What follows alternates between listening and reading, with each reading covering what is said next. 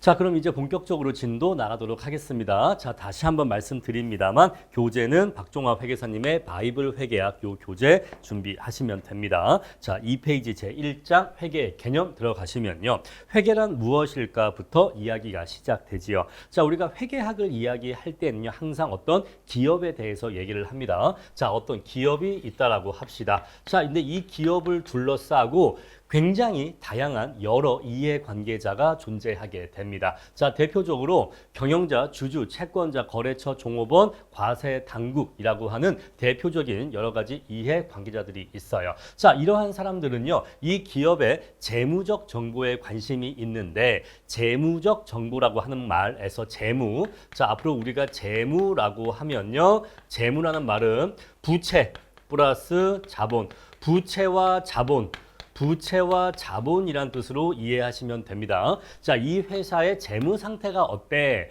이 회사의 재무 상황이 안 좋아. 그런 말을 할 때 그 기업의 재무 상태라고 하는 것은 그 기업이 갖고 있는 부채의 크기 그리고 자본의 크기를 얘기하는 겁니다. 자, 우리는 그래서 앞으로 재무라는 말은 자본과 부채란 뜻으로 이해하시면 되겠어요. 자, 이러한 다양한 이해 관계자들은 이 기업의 재무 상태 또는 재무 상황에 관심이 많은데 왜냐하면 각자 자신의 이러한 이해관계가 있기 때문이죠. 자, 경영자는요, 나 올해 일 잘했으니까 우리 회사 이익 많이 나게 했으니까 내 경영 실적, 내 월급, 내 급여, 내 스톡옵션 얼마까지 내가 달라고 요구할 수 있을까? 자, 주주들은요, 내가 우리 기업이 이렇게 올해 장사가 잘 됐으니까 나 올해 배당금 얼마나 받을 수 있을까? 또는 은행 같은 금융기관들은요, 돈을 빌려줄 때 이 기업은 내가 돈을 안심하고 빌려줄 수 있는 기업인가? 또 내가 이러한 기업에 돈을 빌려준다면 이자율은 몇 % 정도 받아야 될까? 그런 것들에 관심이 있습니다. 자, 또 거래처는요. 내가 이 회사의 외상으로 물건을 팔아도 되는 걸까? 이런 식으로 여러 가지 각각의 이해관계가 있기 때문에 이러한 이해관계자들은 이 기업의 뭐가 궁금하다? 재무 상태가 궁금하다 이 얘기예요. 자, 그래서 회계라고 하는 것은 어떤 기업의 재무적 정보를 제공하는 것을 목적으로 합니다. 어떤 기업이 갖고 있는 재무 상태에 대해서 이 기업과 관련된 여러 이해 관계자들한테 이 기업의 재무적 정보를 전달하는 것이 바로 회계이다. 이렇게 내용 정리하시면 되겠습니다. 자, 어려운 내용 아니기 때문에 읽어보시면 되겠어요. 넘어가도록 하고요. 자, 그랬을 때 이렇게 여러 이해 관계자들한테 회계적 정보를 제공할 때 그 양식이 정해져 있지 않다 하면 너무나 힘들 겁니다. 왜냐하면 자, 은행이라고 하는 게 여러 기업에 돈을 빌려주잖아요. 그런데 각각의 기업마다 자신의 재무 상태를 표현하는 이 어떤 재무 보고서가 있는데 그 재무 보고서의 작성 양식이라든가 작성 기준 이런 것들이 기업들마다 상이하다면 은행들은 돈을 빌려줄 때마다 그 기업의 재무 상황을 파악하기 위해서 굉장히 많은 노력과 비용이 투입되어야 할 것이에요. 자, 그래서 우리 그러한 각 기업의 재무적 정보를 서로 중구난방으로 전달하지 않도록 하기 위해서 통일된 양식을 만들었는데 우리 그것을 재무제표라고 합니다. 재무제표, 영어로 FS라고 해요. 자, 재무제표라고 하는 것은 일정한 회계 기간 동안에 회사의 경영 성과와 동기간 말에 재무 상태 등에 관한 회계 정보를 주주, 채권자와 같은 이해 관계자에게 보고하는 각종의 보고서를 얘기하는데 이 보고서는 통일된 기준에 따라서 일정한 양식으로 재무 정보를 전달하도록 만들어져 있습니다. 그래서 어떠한 기업이라고 해도 이 통일된 기준에 따라 일정한 양식으로 재무 제표를 작성하게 되면 자, 우리 종업원, 금융기관 또는 정부 이런 식으로 수많은 다양한 이해 관계자들이 통일된 양식으로서 재무 제표를 봐서 그 기업의 재무 상태를 파악할 수가 있겠죠. 자, 그래서 우리는 재무 제표라고 하는 것을 작성해서 어떤 기업의 재무 정보를 전달한다라는 것을 아실 수가 있습니다. 자, 이러한 재무 제표를 작성을 할 때 방금 말씀드린 것처럼 각 기업들마다 중구난방으로 이렇게 작성하면 안 되기 때문에 통일된 회계 기준이 필요하게 됩니다. 됩니다. 우리 이것을 기업 회계 기준이라고 해요. 영어로는요, 일반적으로 받아들여진 회계 기준이라고 하는데 영어 이니셜로는 GAAP라고 합니다. 자, 일반적으로 받아들여진이라고 하는 것은 그 사회에서, 그 어떤 경제 사회에서 우리 이러한 것에 대해서는 이렇게 회계 처리하도록 하자라고 일반적으로 합의가 되었다는 뜻을 얘기해요. 자, 우리가 회계라고 하는 것은 수학적인 진리를 추구하는 게 아닙니다. 자, 수학적인 진리는 나라에 따라서 달라지는 게 아니죠. 한국의 수학과 미국의 수학이 다른 게 아닙니다. 그렇죠? 어느 나라에서나 어떠한 역사적, 문화적 맥락이 있다 하더라도 수학에서의 정답은 하나밖에 존재할 수가 없겠죠. 진리는 똑같겠죠. 하지만 회계라고 하는 것은요, 각 나라마다, 각 경제 사회마다 나름대로의 고유한 역사, 문화적 맥락이라는 게 있어요. 그래서 회계라고 하는 것은 어떤 수학적 진리를 추구하는 게 아니라 우리 어떤 경제 사회가 있었을 때 그 경제 사회에서는, 우리 사회에서는 이러한 건에 대해서 이렇게 회계 처리를 하도록 하자라고 사회적 합의가 모아지게 되는데, 그렇게 만들어진 회계 기준을 일반적으로 받아들여진 회계 기준이라고 합니다. 자, 그래서 어떠한 경제 사회 내에서는 동일한 회계 기준을 사용한다. 우리 그것을 GAAP라고 합니다. 자, 그래서 그 경제 사회 내에 어떠한 회사이든지 동일한 기업 회계 기준을 사용해야 됩니다. 자, 기업 회계 기준이란 회사의 회계와 감사인의 감사의 통일성과 객관성을 부여하기 위해서 회계 처리 및 보고에 관한 기준을 정함을 그 목적으로 하고 있다. 통일적인 회계 기준을 마련하고 있다라는 내용입니다. 자, 우리 방금 앞에서 어떤 기업의 재무적 정보는 재무제표를 통해서 전달한다라고 했는데, 재무제표라고 하는 것은 이렇게 여러 가지 보고서의 모음으로 이루어져 있습니다.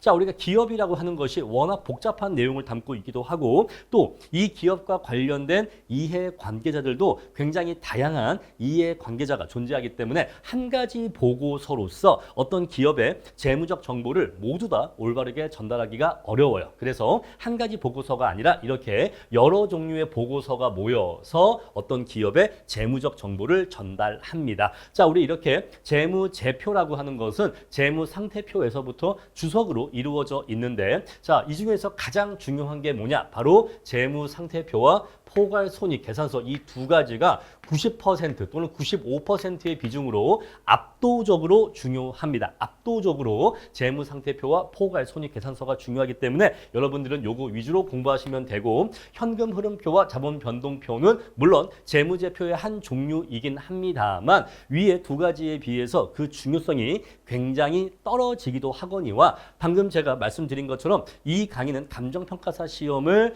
전용 감정평가사 전용 강의이기 때문에 감정평가사 수험 목적에서는 현금 흐름표와 자본 변동표에 대한 내용은 아예 강의를 진행하지 않을 것이다 라는 거. 자, 주석은 어떤 그 재무제표 밑에 코멘트로 적는 거기 때문에 주석은 원래 시험 범위가 아니다 라고 생각하시면 돼요. 주석에 대해서는 시험 문제를 낼 수가 없는 겁니다. 요거는 애초에 공부할 범위가 아닌 거고, 현금 흐름표와 자본 변동표는 제가 우리 재무회계에서 뒤에 3분의 1을 제낀다, 하지 않는다 라고 했잖아요. 우리 그래서 요 뒤에 3분의 1에 이게 포함된다. 그래서 현금 흐름표와 자본 변동표는 원래 내용 자체가 중요하지 않고 우리 감정평가사 시험 목적으로는 더더욱 중요하지 않기 때문에 우리는 이것을 제낄 것이다 라는 거 말씀드리겠습니다. 자, 재무상태표와 포괄손익계산서가 어떠한 보고서인지는 뒤에 가서 하나씩 차근차근 설명을 드릴 겁니다. 일단은 저 두 가지가 가장 중요하다라는 거, 요거 첫 번째 기억해 주시고, 다음에 두 번째, 재무제표라고 하는 것은 한 가지 보고서가 아니라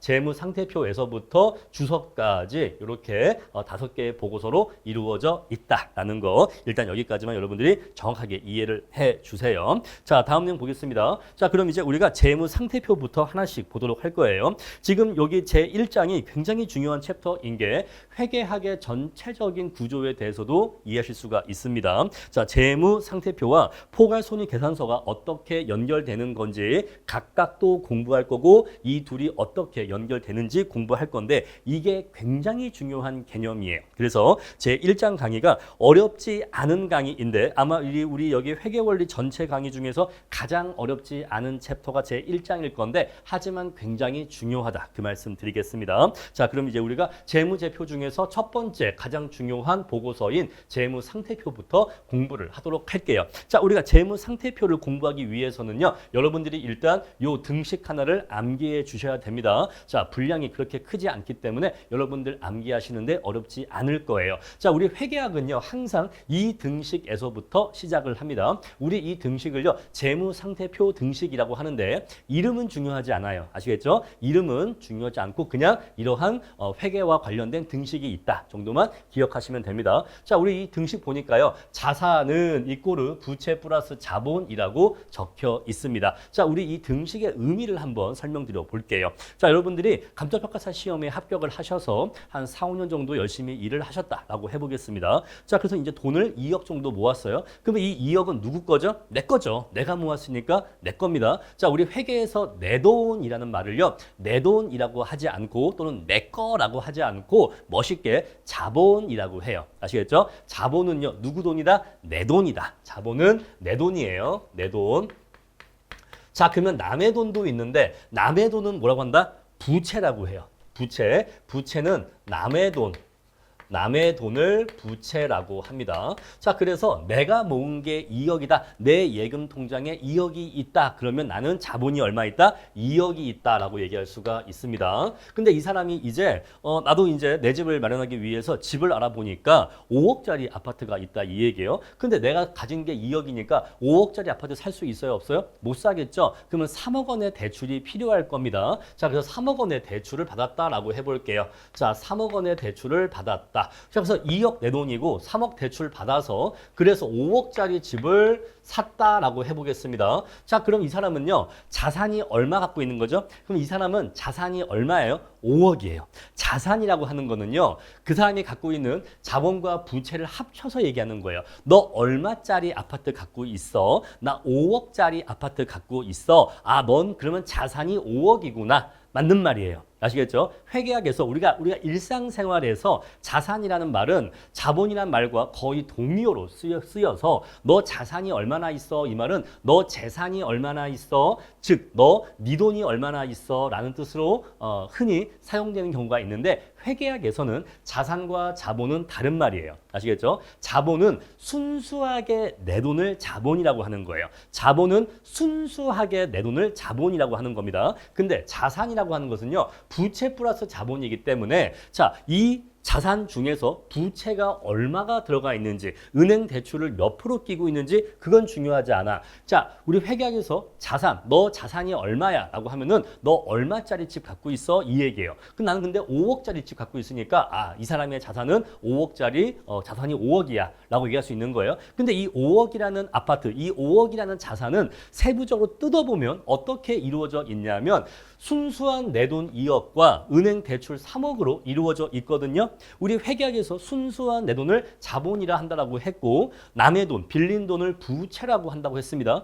그래서 이 집은 2억의 자본과 3억의 부채가 합쳐져서 만들어진 5억짜리 자산이라는 것을 알 수가 있어요. 여기까지 이해하시겠죠? 자, 그래서 자산이라고 하는 것은 부채 플러스 자본이다라는 것입니다. 자, 어떤 연예인이 우리가 뭐 강남에 얼마짜리 건물을 샀다라는 뉴스가 종종 나옵니다. 뭐 탑스타 누구가 강남구 어디에 뭐 200억짜리 건물을 샀다. 그리고 뭐 200억에 산 건물을 몇 년 만에 뭐 250억에 팔아서 50억 원의 차익을 봤다. 뭐 이러한 신문 기사가 종종 뜨는 경우가 있는데 자, 한번 봅시다. 어떤 톱스타 A씨가 강남구 논현동에 예를 들어서 100억짜리 건물을 샀다. 라고 하면은 그러면 그 연예인 A씨는요 자산이 100억이 있는 겁니까? 다른 게 없다고 치면 네 맞아요. 100억짜리 건물을 샀으면 그 사람은 100억짜리 자산이 있다라고 얘기할 수가 있어요. 자, 그런데 대출을 얼마 받았냐라고 하는 건 또 별개의 얘기죠. 자, 두 가지 경우가 존재할 수 있습니다.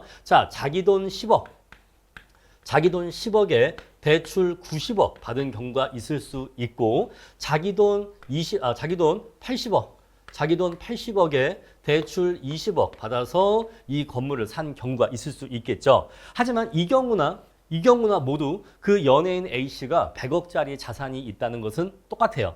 자산이 100억인 건 맞습니다. 하지만 그것을 이루고 있는 세부적인 구성 내용은 다른 거죠. 자, 이 경우는 자기 돈은 10억밖에 안 들어갔기 때문에 아유 대부분 다 대출이네 라고 얘기할 수 있는 거고, 이런 경우에는 와 대출은 얼마 안 받고 거의 다 자기 돈으로 샀네, 되게 부자다 라고 얘기할 수가 있는 겁니다. 자, 이렇게 해서 자산은 부채 플러스 자본이라는 거 여기까지 일단 이해해 주세요. 자, 그럼 이제 우리가 한 개인을 전제로 얘기를 했는데 이제 기업으로 넘어가 봅시다. 자, 내가 어떠한 빵 회사를 만들려고 합니다. 빵을 만들어 파는 빵 회사를 만들려고 해요. 요새 런던 베이글 뮤지엄이라는 회사가 뭐 잘 나간다면서요. 거기 베이글이 잘 팔린다고 합니다. 그래서 만약에 나도 너무 부럽다, 나도 빵을 열심히 팔아서 저렇게 한번 잘 돼봐야지 라는 생각에 빵 회사를 내기로 했다라고 합시다. 자, 그랬을 때 내가 그동안 모은 돈이 2억이다 라고 치고요. 자, 그리고 내가 회사를 내려고 하니까 여러 가지가 필요하겠죠. 빵 공장을 지을 토지도 필요할 거고, 건물도 필요할 거고, 빵 기계 필요할 거고, 여러 가지 밀가루, 뭐 버터, 계란 이런 것들도 필요할 겁니다. 자, 그런 것들을 다 갖추는데 한 5억은 필요하다라고 해보겠습니다. 근데 내 돈은 2억밖에 없어. 따라서 필요한 3억은 은행에서 대출 받을 수가 있겠죠. 자, 부채로서 3억을 빌려서 이 둘을 합쳐서 5억짜리 빵 회사를 만들 수가 있겠죠. 자, 그럼 이제 이 기업의 자산은 얼마다? 자산의 크기는 5억 원이다 라고 얘기할 수가 있는 거예요. 그렇죠? 자, 자산이 5억짜리 회사이고요. 근데 그 5억을 찬찬히 뜯어보면 부채가 3억이고 자본이 2억 원이라는 것을 알 수가 있습니다. 여기까지 이해하시겠죠? 자, 이 기본적인 등식을 잘 이해해 주시고 그럼 다시 이제 교과서 들어가도록 할게요. 자, 재무 상태표는 일정 시점에 있어서 회사의 재무 상태를 나타내는 보고서입니다. 자, 재무 상태에서 중요한 거 첫 번째, 일정 시점의 보고서라는 것이에요. 자, 여러분들 호주머니에 또 여러분들 재산이 지금 이 순간 얼마 있습니까? 라고 얘기할 수 있나요? 네, 얘기할 수 있죠. 자, 호주머니에 돈이 얼마 있습니까? 지금 이 순간 당신의 호주머니 안에는 돈이 얼마 있습니까? 라고 물어볼 수 있나요? 네, 물어볼 수 있죠. 자, 그런데 이번 달 1월 1일부터 이번 달 31일까지 당신의 호주머니에는 돈이 얼마가 있었습니까? 라고 하면요, 답할 수가 없어요. 아니 뭐 돈이 뭐 있다가 없다가 했는데 어떻게 얘기하지? 자, 우리가 어떠한 변수를 얘기할 때는 유량 변수가 있고 저량 변수가 있어요. 자, 경제학을 공부하신 분들이라면 이미 유량과 저량이 뭔지 아시기 때문에 별도의 설명이 불필요할 텐데, 자, 혹시 이거 먼저 수강하시는 경우에는 모르시는 용어이기 때문에 짧게 설명드리겠습니다. 유량이라고 하는 것은 일정 기간을 전제로 측정하는 변수를 유량 변수라고 하고, 저량 변수는 일정 시점을 전제로 측정하는 변수를 저량 변수라고 합니다. 자, 대표적으로 어떤 게 있냐면 유량 변수는 소득이라는 것이 있어요. 소득. 그러면 저량 변수는 뭐가 있을까요? 저량 변수는 재산이라고 하는 변수를 떠올리시면 됩니다. 자, 물론 이것보다 종류가 각각 수십 가지씩 엄청나게 많이 있지만 그냥 제일 쉽고 명확한 사례 한 가지씩만 들자 이 얘기예요. 자, 우리가 너 돈 얼마나 벌어? 라고 할 때 너 지금 이 순간 돈 얼마 벌어? 라고 물어보면 말이 이상한 거죠. 우리가 소득이라고 하는 거는요, 언제부터 언제까지 일을 하거나 언제부터 언제까지 사업을 해서 그 기간 동안에 얼마나 벌었어? 라고 물어보는 게 맞는 거예요. 우리 그래서 소득이라고 하는 거, 연봉이라고 하는 거, 수입이라고 하는 거, 또는 지출이라고 하는 거, 소비라고 하는 거, 너 일정 기간 동안 언제부터 언제까지 돈을 얼마나 벌었어 또는 얼마나 썼어라고 해야 맞는 거예요. 이해하시겠죠? 그래서 우리 이런 식으로 일정 기간 언제부터 언제까지를 전제로 측정되는 변수를 유량 변수라고 합니다. 근데 저량 변수는요, 지금 이 순간 사진을 찰칵 찍었을 때 그 사진 속의 모습으로 파악할 수 있는 변수를 저량 변수라고 하는 거예요. 자, 어떤 사람이 아파트를 갖고 있어요. 너 지금 이 순간 네 아파트가 얼마짜리야?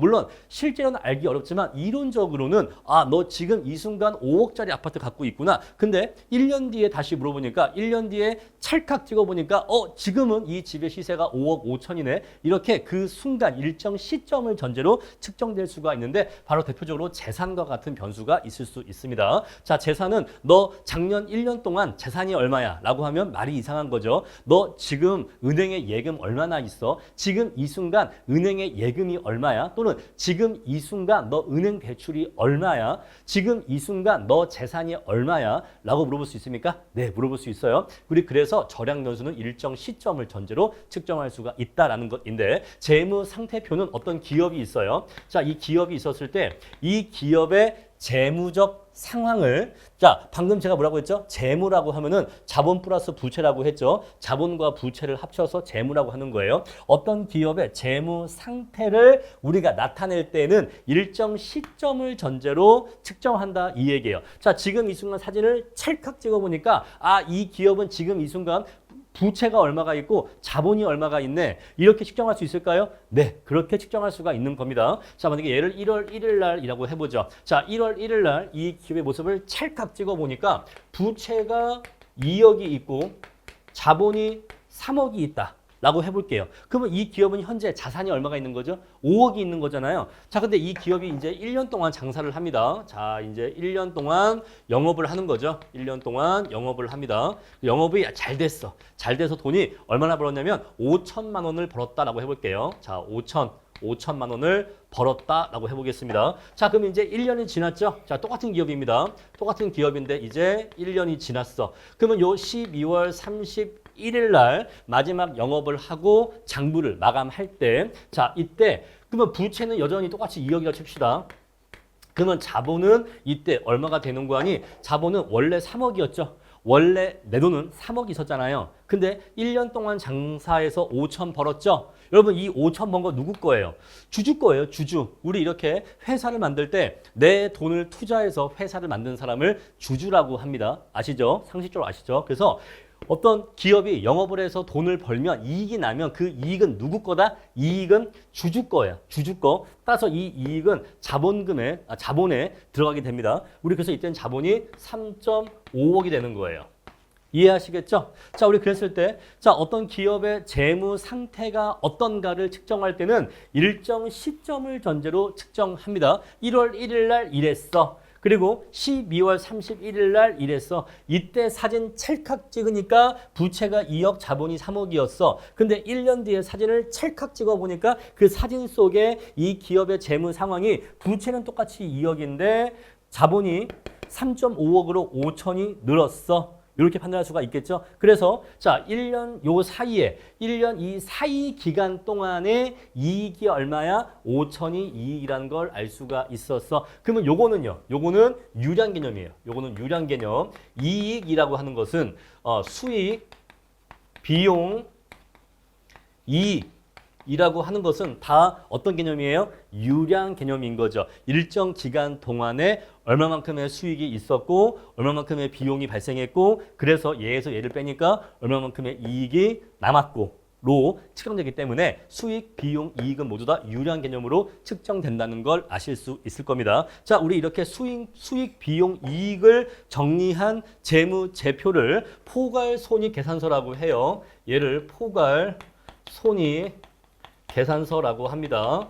자, 따라서 포괄손익 계산서는 유량 개념으로 측정되기 때문에 일정 기간에 대해서 작성된다는 것을 아실 수가 있겠죠. 일반적으로 1년 단위로 작성이 됩니다. 자, 그런데 재무 상태표는 일정 시점의 기업의 모습을 찰칵 찍는 것이기 때문에 재무 상태표는 절약 개념으로 일정 시점에서의 회사의 재무 상태를 나타내는 보고서라는 것을 알 수가 있는 겁니다. 자, 그래서 교과서 본문 같이 한번 보시면요. 여기에서 재무 상태란 현금, 토지, 건물, 기장치 등 회사가 소유하고 있는 재산에 해당하는 자산과 부채와 자본을 의미한다. 즉 재무 상태표는 회사의 일정 시점에 있어서의 재무 상태를 자산, 부채, 자본으로 구별하여 나타내는 보고서를 재무 상태표라고 한다라고 적혀 있고요. 자, 자산이라고 하는 것은 자본 플러스 부채로서 나타난다라고 말씀드렸어요. 자, 따라서 얘가 2억이고 얘가 3억이면 얘는 무조건 5억일 수밖에 없는 겁니다. 요 등식 꼭 이해해 주시고요. 자, 그랬을 때 그냥 어떤 기업의 자산이 얼마인지만 알면 되지 왜 굳이 그 기업의 세부 내용으로 부채와 자본이 각각 얼마인지까지 왜 굳이 알 필요가 있느냐에 대해서 교과서가 설명하고 있는데 자, A기업과 B기업이 있는데 둘 다 모두 자산이 10억이라 합시다. 하지만 A기업은 부채가 2억이고 B기업은 부채가 8억이니까 똑같이 자산이 10억 있는 기업이라고 해도 B 기업보다 A 기업이 훨씬 더 건실한 기업이라는 걸 알 수가 있겠죠. 따라서 은행이 A 기업과 B 기업에 돈을 빌려줄 때 B 기업보다는 A 기업에만 돈을 빌려주거나 아니면 A 기업한테는 낮은 이자율로 B 기업에게는 높은 이자율로 대출을 해주는 것이 맞는 그러한 합리적인 의사결정을 내릴 수 있게 될 것입니다. 그런 내용들 읽어보시면 되겠습니다. 자, 이와 같이 한 회사의 재무 상태를 파악하기 위해서는 단순히 자산의 내역뿐만 아니라 이들 자산의 자금 조달 원천까지 함께 보고해야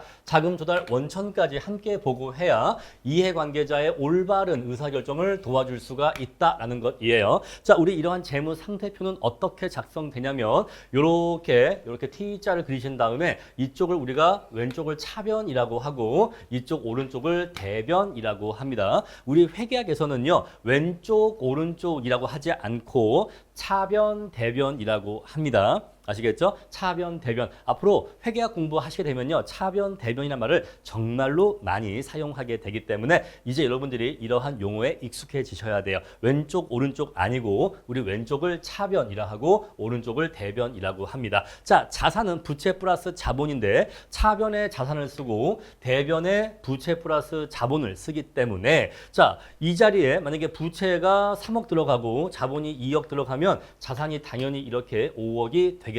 이러면서 요 둘의 합과 자산의 크기는 항상 일치할 수밖에 없습니다. 따라서 차변의 크기와 대변의 크기는 항상 일치한다, 안 한다? 항상 일치한다라는 것을 아실 수가 있습니다. 자, 우리 그래서 제가 ABC라고 하는 빵 회사를 냈다라고 해볼게요. 자, 회사 이름을 그냥 ABC라고 하겠습니다. 자, ABC는 빵 회사예요. 자, 제가 이거 어떻게 냈냐면요. 자기 자본 2억 플러스 은행 대출 3억 빌려서 돈을 총 5억을 만들어서 이 5억으로 빵 회사를 냈습니다. 자, 빵 공장을 지어야 되니까 자, 토지를 매입했어요. 토지 그리고 그 위에 빵 공장 건물을 지었습니다. 그리고 빵을 생산할 수 있는 기계 장치들도 설치했고요. 또 재고 자산들도 이렇게 좀 갖췄습니다. 뭐 밀가루도 필요하고 그러겠죠. 그래서 이런 것들을 이렇게 갖췄다라고 해보겠습니다. 자, 물론 실제로는 훨씬 더 많은 자산이 필요하겠지만은 그냥 일단 이 정도만 있다라고 예시를 해볼게요. 자, 내가 돈이 총 얼마가 있죠? 5억이 있죠. 내 돈 2억과 대출금 3억이 있어서 총 5억이 있는데 이 5억으로 빵 공장을 어떻게 냈냐면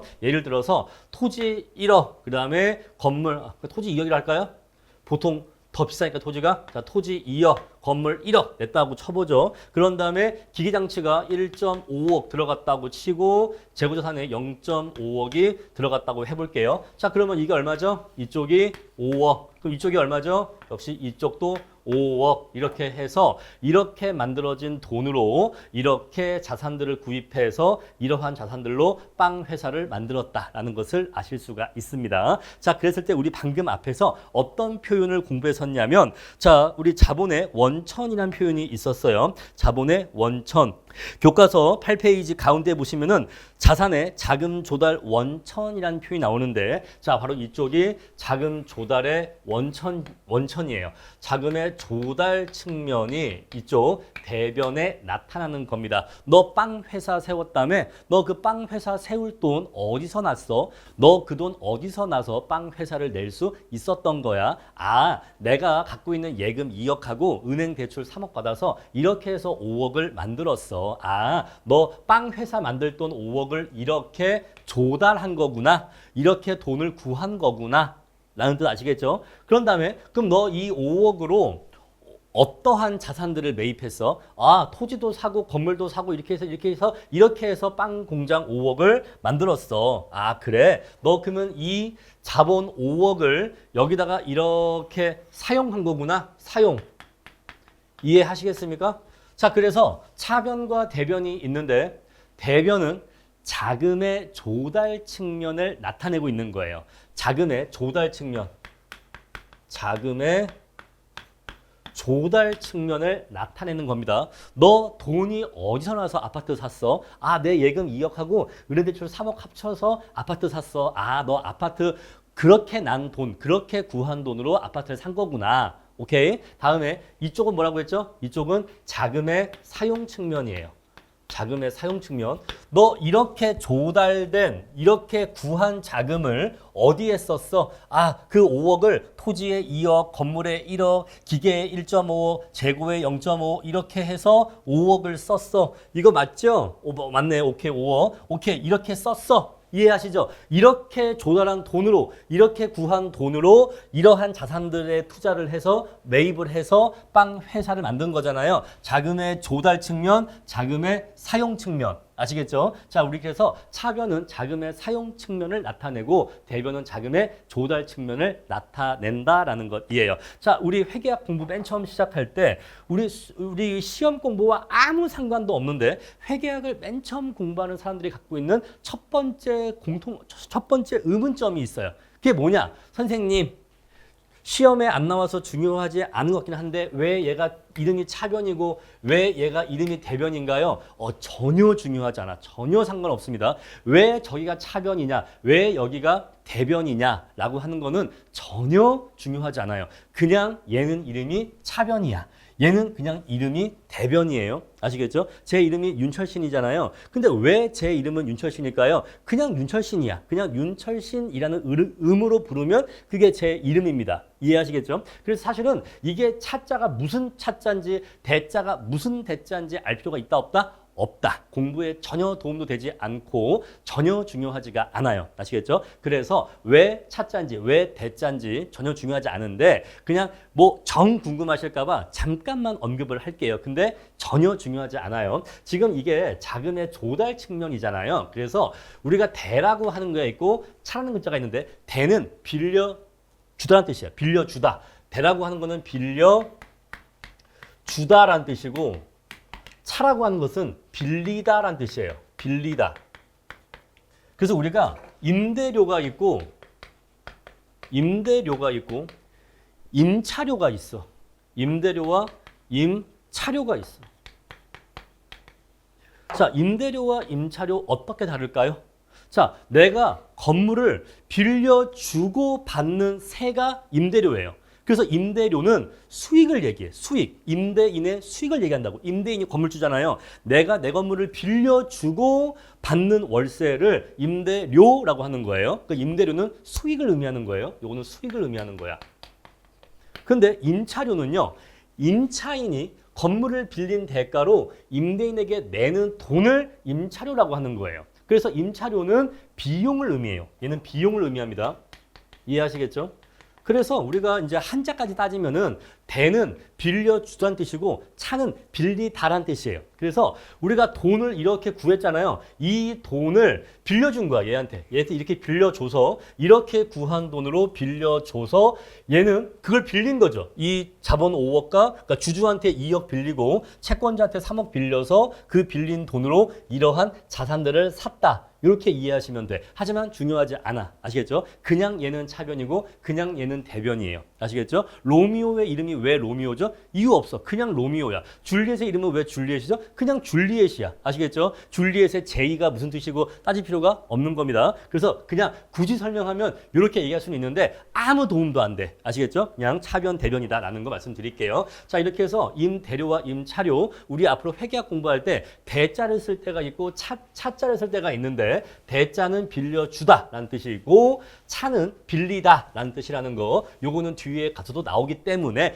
그래서 말씀드린 겁니다. 잠깐 지울게요. 자, 이하 내용 봅시다. 교과서 보시면요. 자산이 어떤 것들이 있는지 자산에 대해서 간단한 설명하고 있어요. 자, 자산이라고 하는 것은 어떻게 정의할 수 있냐면 기업이 소유하고 있으면서 금전적 가치가 있을 뿐만 아니라 앞으로도 유용하게 사용할 수 있는 회사의 재산을 자산이라고 합니다. 읽어보시면 되고요. 자, 대표적으로 자산에는 어떤 것들이 있냐면 기업이 갖고 있는 현금이 있을 수가 있겠죠. 또 기업이 갖고 있는 예금이 있을 수가 있겠죠. 여러분, 삼성전자 통장은 그 예금 잔액이 얼마일까요? 아마 한 100조 넘을 것 같은데 너무너무 부럽습니다. 비밀번호 좀 알았으면 좋겠어요. 제가 삼성전자 비밀번호 아는 순간 강의를 그만할 것 같은데 자, 삼성전자 예금 있겠죠? 또 삼성전자가 어떤 게 있냐면 물건을 팔았는데 외상으로 판매했을 수 있습니다. 물론 바로 현금을 받는 경우도 있겠지만 외상으로 판매 대금을 나중에 받는 경우도 있을 텐데 우리 그때 삼성전자는 물건을 판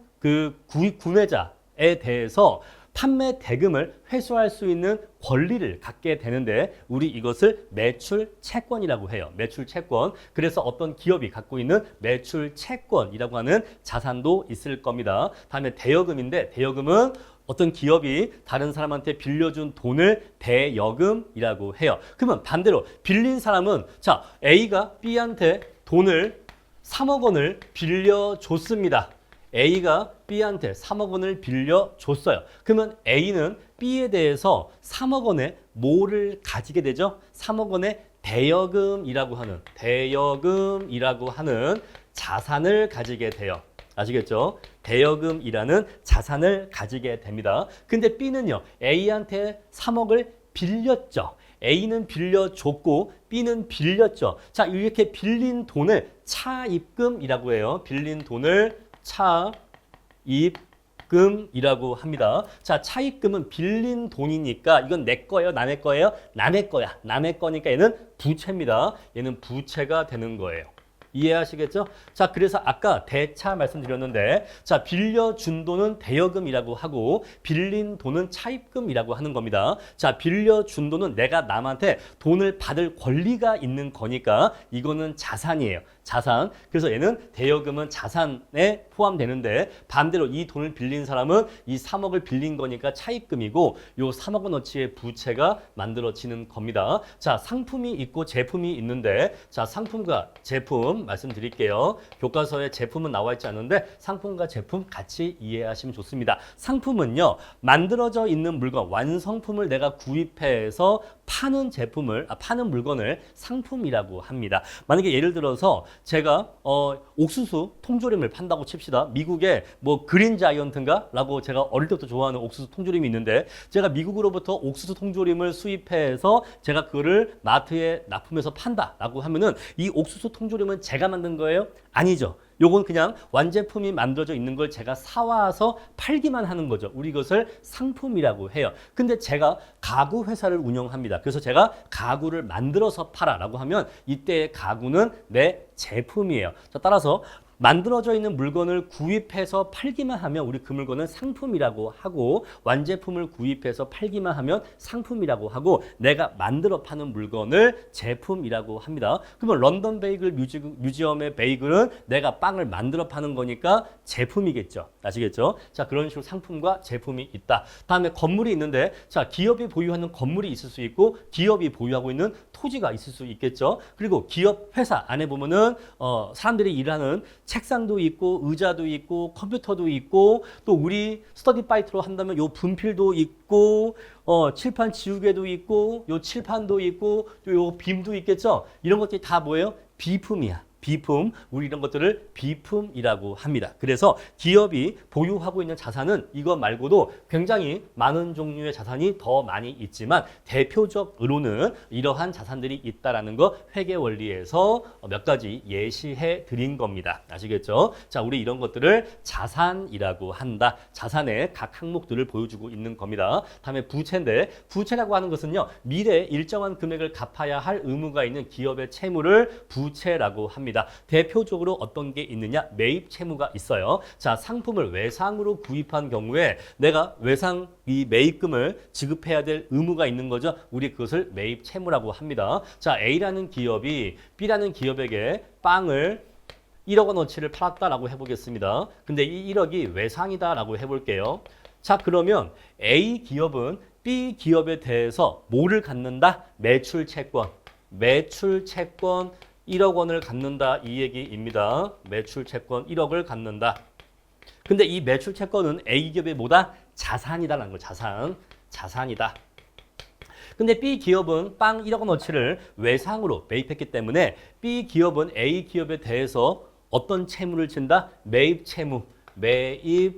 채무라고 하는 부채를 지게 돼요. 부채.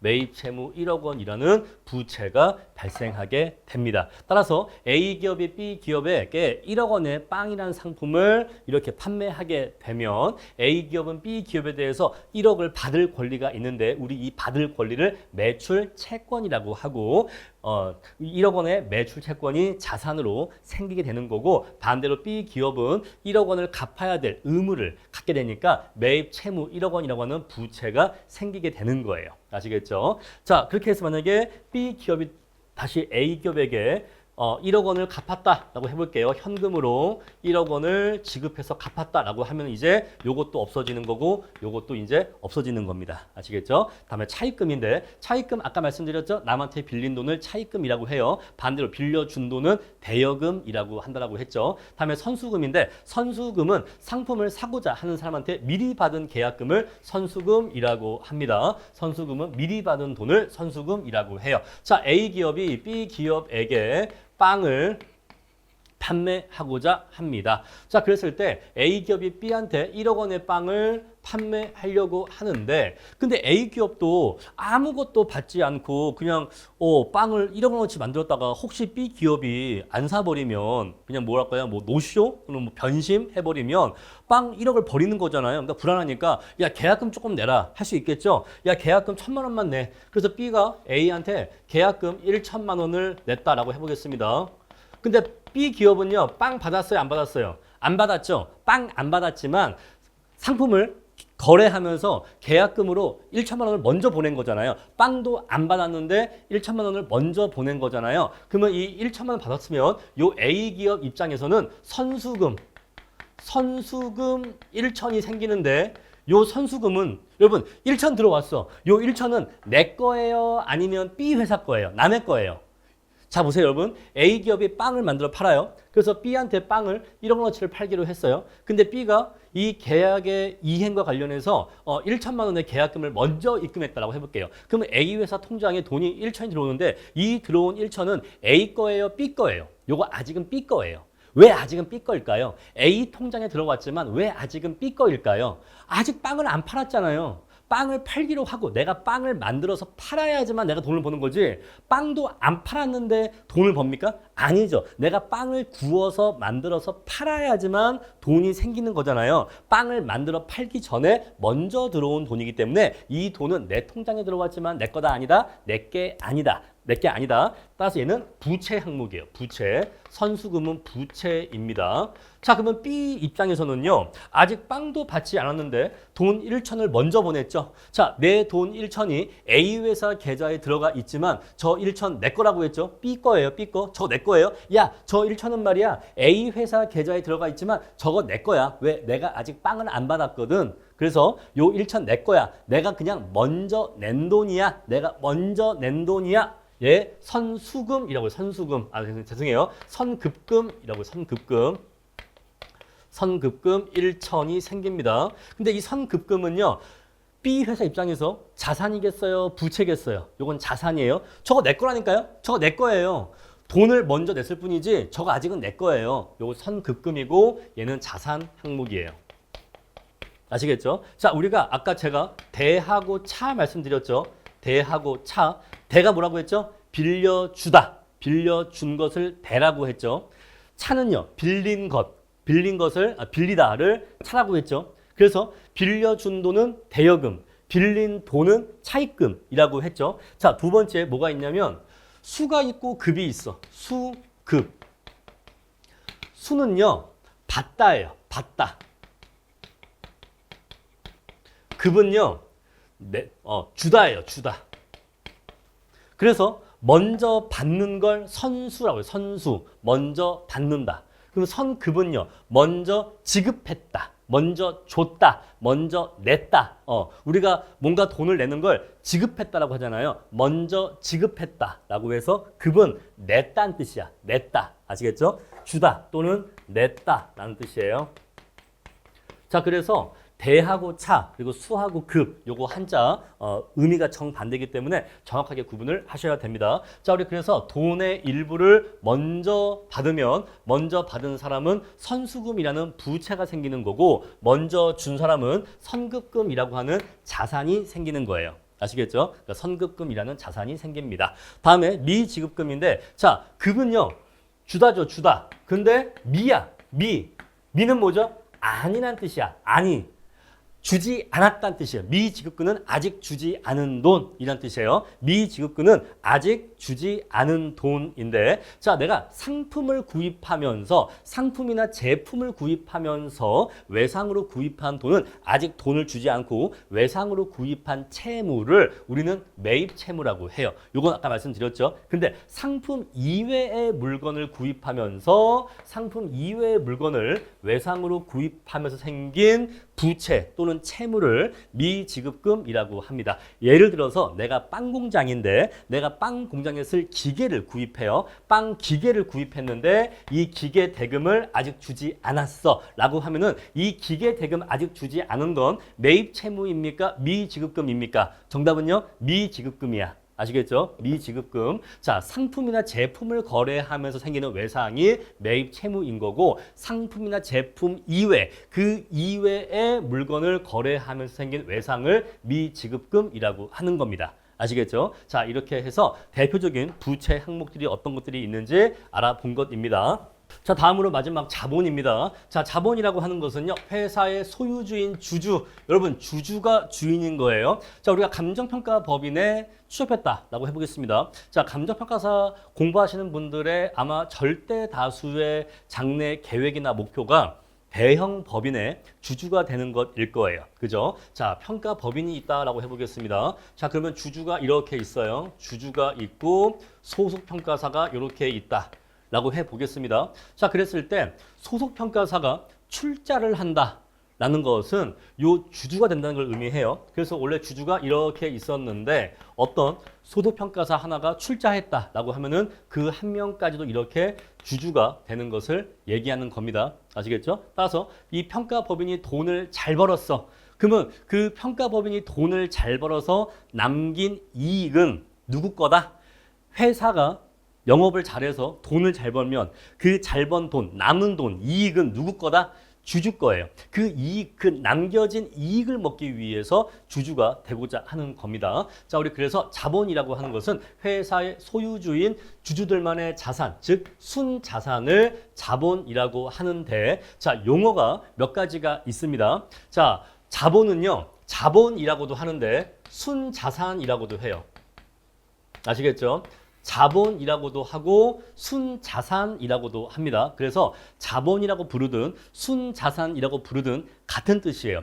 주주의 돈이 얼마냐 그것을 의미합니다. 자, 그런데 자본의 크기가 얼마냐라고 하는 것은 직접적으로 구할 수가 없어요. 자, 우리가 자산은 부채 플러스 자본이라고 얘기했는데 자산의 크기가 얼마인지는 직접적으로 구할 수 있습니다. 어떤 빵 회사가 있었을 때 그 빵 회사가 갖고 있는 토지의 가치 구하면 되고 건물 가치 구하면 되고 기계, 차량 또는 뭐 재고자산 이런 것들이 얼마씩 갖고 있는지 각각 구해서 그것들을 다 합치면 그 기업의 자산이 얼마네 라고 하는 거를 구할 수가 있어요. 자, 부채의 크기도요. 독립적으로 구할 수가 있습니다. 어떤 기업이 빚이 있으면 어디 은행에 얼마, 어디 은행에 얼마가 빚이 있다는 것을 확인을 해서 그것들을 싹 다 더하면 부채의 크기가 얼마인지도 구할 수가 있어요. 그렇죠? 자, 부채가 만약에 3억이 있다라고 해보겠습니다. 자, 그러면 자본의 크기라고 하는 것은 이런 식으로 자산과 부채가 얼마인지 모르는데 자본의 크기가 얼마인지를 독립적으로 구할 수 있다 없다? 못 구한다. 못 구하고 자본의 크기를 구하기 위해서는 자산의 크기를 구한 다음에 자산에서 부채의 크기를 차감해야 돼요. 따라서 자본의 크기를 구하기 위해서는 자산과 부채의 크기를 구한 다음에 자산에서 부채를 차감해서 남는 잔여액이 바로 자본의 크기가 되는 겁니다. 그래서 저기 보시면 자본이라고 하는 것은 자산에서 부채를 차감한 잔액이라고 할 수 있다라고 서술하고 있는 겁니다. 아시겠죠? 자, 그래서 자본은 잔여적으로 구해진다라는 것이에요. 자, 여기에 대해서는 깊은 설명 들어갈 필요 없이 그렇구나라고 이해하시면 되겠어요. 자, 따라서 자본의 크기를 구하기 위해서는 뭐가 필요하다? 자본의 크기를 독립적으로 구하는 것이 아니라 자산과 부채의 크기를 구해서 자산의 크기에서 부채의 크기를 차감함으로써 자본의 크기를 구하면 되는 겁니다.